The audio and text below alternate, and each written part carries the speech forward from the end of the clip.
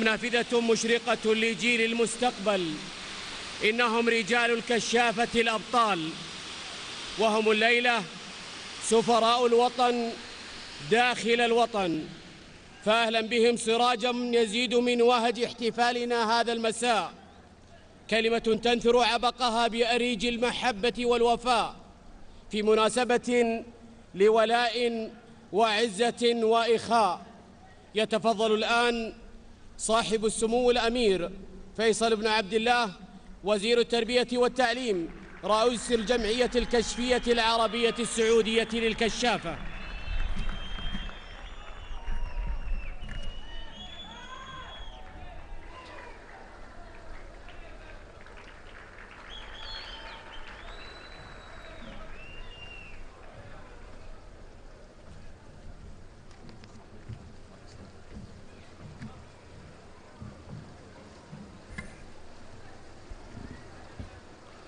بسم الله الرحمن الرحيم.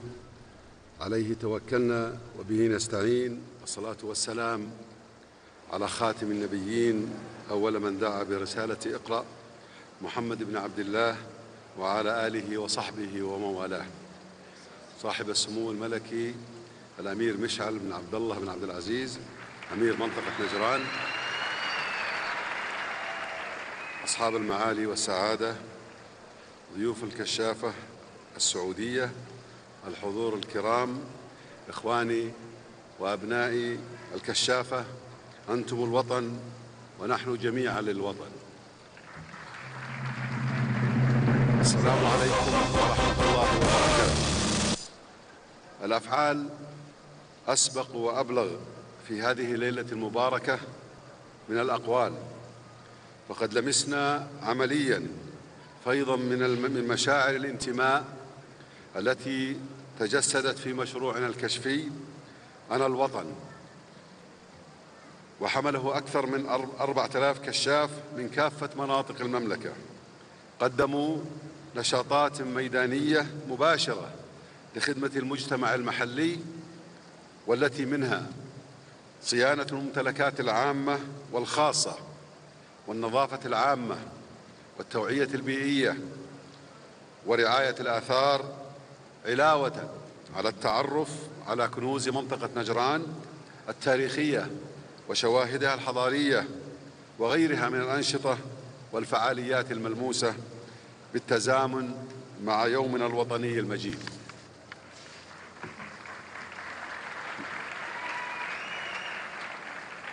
لقد أبان المشروع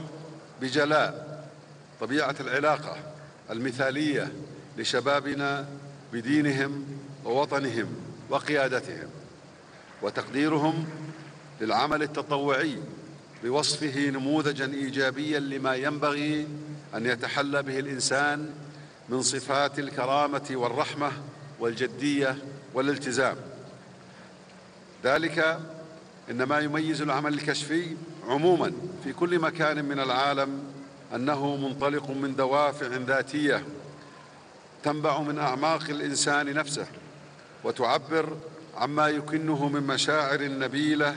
وأفكار إبداعية وطموحات وآمال خالية من المصالح الشخصية الضيقة، لتزرع وتحصد ثمار الجد والمثابرة فيما يقوم به الكشاف للبناء والتعمير والخدمة العامة وتعزيز المسؤولية الاجتماعية. ومن هنا تتضح الدلالات العميقة لهذا المشروع ودوره المنسجم مع الرسالة التربوية لجمعية الكشافة العربية السعودية تجاه الناشئة والشباب،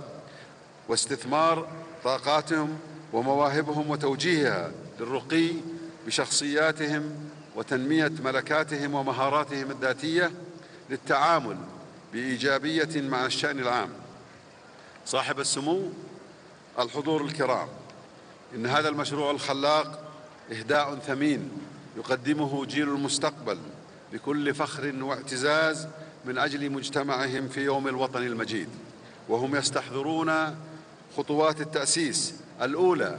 منذ أن أعلن الملك عبد العزيز بن عبد الرحمن آل سعود رحمه الله منذ أن أعلى الملك عبد العزيز بن عبد الرحمن آل سعود رحمه الله راية الحق على هذه الأرض الطاهرة، أرض الرسالات وملتقى الحضارات وقبلة الإسلام،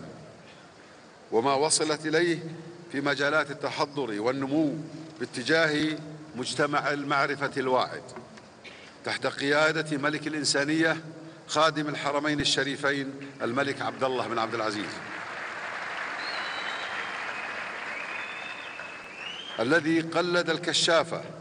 وسام رسل السلام، وهو شرف عظيم يستحقونه، ولقي ترحيبا وتقديرا عالميا من المنظمات والهيئات الكشفية حول العالم، وذلك قناعة من الجميع بأن البشرية لو آمنت بما يؤمن به الكشاف والتزمت بقوانينه لكانت الأحوال والعلاقات بين الشعوب أفضل مما هي عليه. إننا نقدر رعايتكم يا صاحب السمو لهذا الحفل البهيج، ونقول شكرا من الأعماق